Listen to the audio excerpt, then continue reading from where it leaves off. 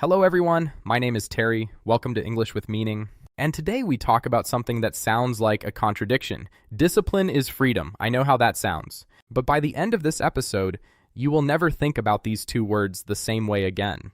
Discipline is freedom. I know how that sounds, like a contradiction, like something printed on a military poster. Discipline, rules, restrictions, doing the hard thing. Freedom, no rules, doing whatever you want. These seem like opposites. They are not. And by the end of this episode, I think you will see exactly why. The people with the most genuine freedom in their lives are almost always the most disciplined. Not free despite their discipline, free because of it. The relationship between the two is a mechanism.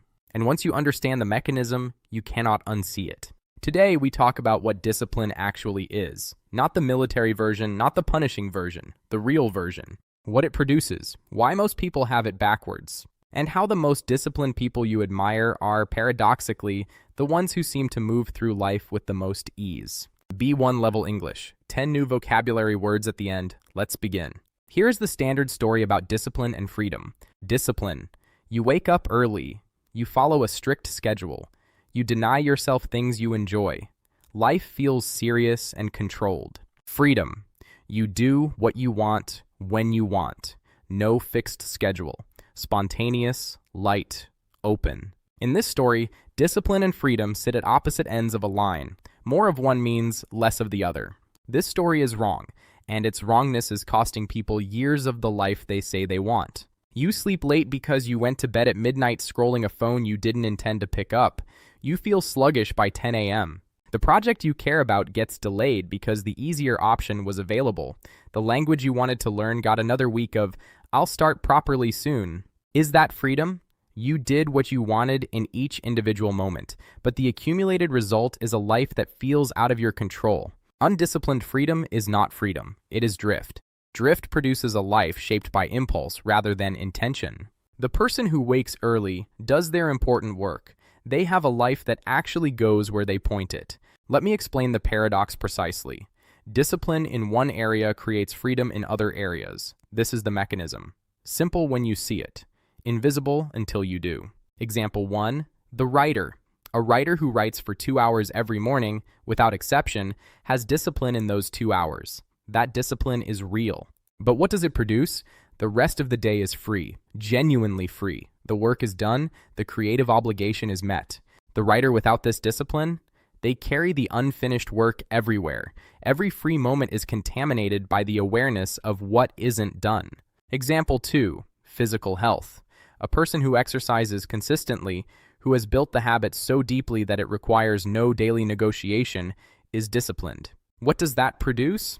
Energy, capacity, a body that does what they ask it to do. Their daily experience of life is wider because their physical capacity is greater. Example 3. Language learning. The person who practices English every day does not feel particularly free in that practice. It is simply what they do. But what they are building is linguistic freedom, the ability to communicate, to connect, to understand, to be understood in a second language. Discipline narrows the space of immediate choice, but it widens the space of actual living. This is the trade. Everywhere and always, the mechanism is the same. Accept constraint here, gain capacity there. The phrase, discipline equals freedom, comes from Jocko Willink, a former U.S. Navy SEAL commander, now a leadership author and podcast host. Willink has spoken and written about this idea extensively. His argument from military experience is direct. The units with the most discipline, the ones who trained hardest, maintained their equipment most carefully, followed procedures most rigorously, were the units with the most options in the field. When a situation changed rapidly, they could respond. They had the skills, they had the habits, they had the physical capacity. Their prior discipline had produced operational freedom, the ability to act effectively when it mattered most.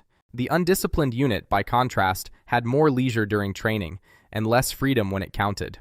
Their comfort in the preparation phase became constraint in the performance phase. You do not have to accept military values to find this useful. The mechanism transfers directly to any domain. The investment of discipline in preparation produces freedom in execution. The musician who practices scales daily, boring, repetitive, disciplined, plays freely in performance. The improvisation is genuine. The technique is invisible because it is automatic. The discipline of the practice room is the foundation of the freedom of the stage. Let me be honest about what discipline actually requires, because the concept is often presented in a way that sounds appealing without acknowledging the genuine difficulty. It requires a clear decision made in advance. Discipline does not work as a series of in-the-moment decisions. Real discipline is a decision made once, in advance, that removes the need for a decision in the moment. Not, I will exercise if I feel like it, but I exercise at 7 a.m. When the decision is already made, the moment of doing it requires almost no willpower. You are not deciding. You are executing a prior decision. It requires accepting discomfort as the price. Discipline means doing the thing when the easier option is available. The easier option is always available. The discomfort of discipline is real, but it is a one-time payment. The discomfort of undisciplined drift is paid in installments, in regret and stagnation. It requires protecting it from negotiation. Discipline is most vulnerable to what psychologists call moral licensing, the tendency to feel that one good action earns the right to a bad one. The discipline that is subject to negotiation is not discipline, it is a preference. Preferences yield to pressure. Discipline does not. Two people, same age, same ambitions, both want to improve their English, advance their careers, feel healthy and capable. James and Leon. James believes in balance. He works hard some days and rests on others. He practices English when inspiration strikes. The pattern is irregular, shaped by mood. 5 years later, James has made real progress, but slower than he expected. He feels capable, but slightly behind, always aware of the gap. Leon is boring. He wakes at the same time every day. He practices English for 20 minutes every morning, before email, before the day's noise arrives. Leon does not find these things particularly exciting. They are simply what he does. Some mornings, he does not want to practice. He practices anyway. 5 years later, Leon's English is significantly better. Not because he is smarter, because he has 300 hours of consistent acquisition that James's bursts did not produce. James had more freedom in any individual week. Leon has more of the life he wanted at the end. James's freedom was real in the moment. Leon's freedom was real in the result. I want to talk about something that rarely comes up in conversations about discipline: self-respect. Every time you do the thing you said you would do, you build a small deposit of self-respect. Evidence that you can trust yourself. Evidence that when you make a commitment, it means something. Every time you don't, you make a small withdrawal. Not dramatic, but cumulative. Over time, people who consistently keep their commitments to themselves develop a particular quality. They trust their own word. This self-trust is one of the most valuable things a person can possess. People who consistently break commitments to themselves lose this trust gradually. They stop fully believing themselves when they say, "I will," because experience has taught them that "I will" is often followed by "but not today." Discipline is not just about results. It is about the relationship you have with yourself. A person who keeps their word to themselves is a person who can be relied on by themselves and by others. That reliability is a form of freedom. The freedom from self-doubt, from the gap between intention and action, from the persistent awareness that you are not quite doing what you know you should be doing. Before we go further, an important distinction. Discipline is not the same as rigidity. Rigid means unable to change, fixed, inflexible when circumstances shift. Disciplined means reliably pursuing what matters while adapting the method when necessary. A rigid person collapses the practice when the exact form is not possible. A disciplined person who gets sick adjusts their practice, shorter, lighter, different, but does not abandon it entirely. Discipline is about the commitment to the direction, not the form. The direction is, I practice English every day. The form can vary, 20 minutes, 5 minutes, 1 paragraph. The direction holds, the form adapts. That is discipline, not rigidity. This matters because rigidity breaks. When the exact structure is impossible, the rigid person sees failure. The disciplined person sees an adaptation problem and solves it. Jocko Willink calls this default aggressive. When a plan fails, when circumstances change, you do not stop. You adapt and continue. The goal is the same. The path adjusts. 6 principles, not for wanting discipline, for actually building it. Principle 1, decide once, execute repeatedly, remove the daily decision. Choose the practice, the time, the form, once, then execute it without revisiting the choice. The discipline lives in the decision. The execution should be automatic. Principle 2. Start smaller than your ambition. Your ambition tells you what you want. Your discipline tells you what you will actually do. Ambitious English practice 2 hours per day. Disciplined English practice 20 minutes. Build the discipline first. The ambition will find its way in. Principle 3. Never miss twice. Once is an event. Twice is the beginning of a pattern. The moment you miss once, the only decision that matters is the next one. Miss once, normal. Miss twice, the pattern starts. This is the 2-day rule. The practice can pause, but it cannot stop. The gap between pause and stop is 1 day. Principle 4. Remove the easier option from sight. Willpower is unreliable. Environment is not. Remove the easier option physically and structurally. Put the English book where you sit in the morning. Put the phone in another room. You are redesigning the environment so that your impulses lead you where you want to go. Principle 5. Connect discipline to identity. I am trying to be more disciplined is a goal. I am a disciplined person is an identity. Every act of discipline is a vote. Every time you do the thing, you are being the kind of person who does this. Over time, the identity becomes the automatic driver of the behavior. Principle 6. Separate difficulty from wrongness. When discipline feels hard, most people interpret the difficulty as evidence that something is wrong.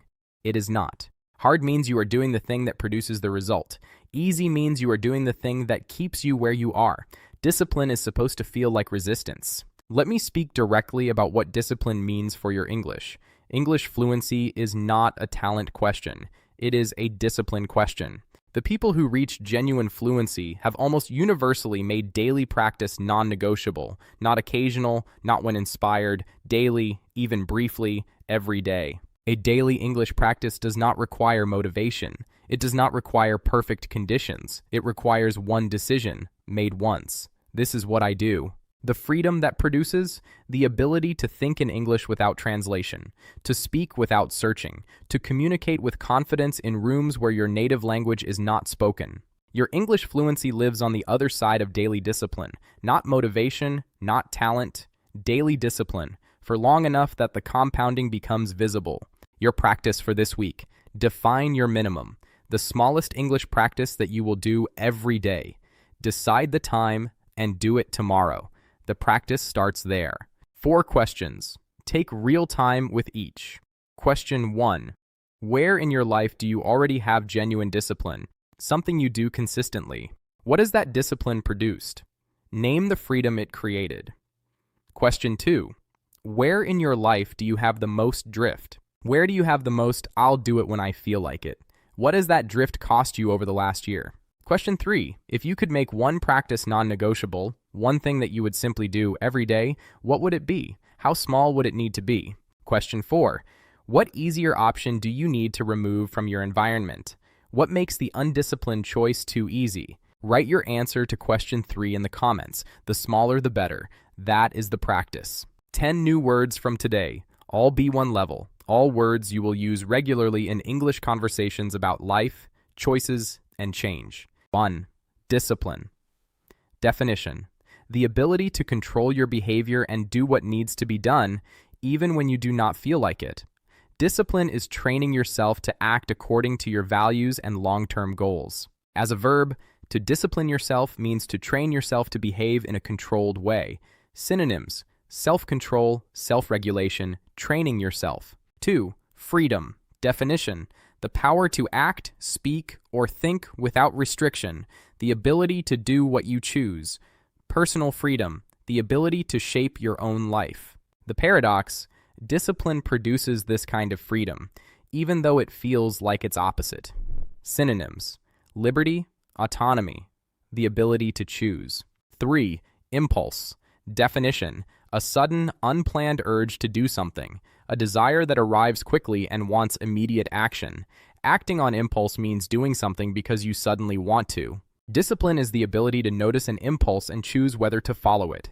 Synonyms: sudden urge, unplanned desire, spontaneous feeling. 4. Structure. Definition: an organized system or framework that gives shape and order to something. A daily structure is a plan for how your day is organized. A good structure provides the shape that makes important things happen reliably. Synonyms: organized framework, system, order, organized plan. 5. Willpower. Definition: the ability to control your own behavior and resist temptation. The mental strength to make difficult choices. Willpower is a limited resource. Disciplined people do not rely on willpower. They build habits that make the right choice automatic. Synonyms: self-control, mental strength, force of will. 6. Sacrifice. Definition: giving up something valuable in order to get something more important. Sacrifice is not loss, it is an exchange. You give up the easier option now to gain the better result later. Synonyms: give up something for a greater good, trade a smaller thing for a larger one. 7. Restraint. Definition: the act of controlling an impulse or behavior, holding yourself back from something you want to do. Restraint is not suppression, it is conscious choice. Restraint in one moment creates capacity in the next. Synonyms: self-control, holding back, keeping yourself in check. 8. Regret. Definition: a feeling of sadness or disappointment about something you did or did not do. Regret is the emotional cost of undisciplined drift. The small regrets accumulate, the practice you skipped, the conversation you avoided. Synonyms: feeling sorry about a past choice.